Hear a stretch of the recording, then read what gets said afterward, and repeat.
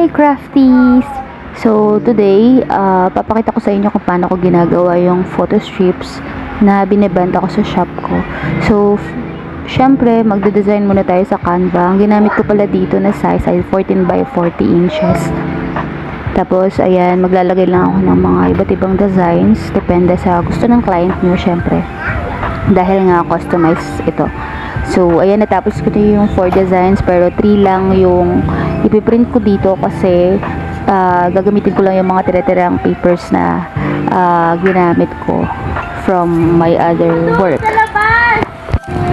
So, ayan guys, isi-set up ko lang yung size niya. Lalagay ko siya sa Word para sabay-sabay ko na silang ipiprint. Then, it's photograph time. Ito yung pinakamahirap at challenging para sa akin. Kasi nga, medyo first time ko na gawin to. Medyo, no?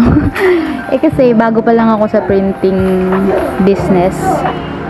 Kaya, ayan, nangangapa ako sa lahat, pati sa mga sizes ng mga papel, paglagay ng phototop, etc. Pero alam kong kaya nyo yan. Kaya ko to. Kaya natin tong lahat. Yeah.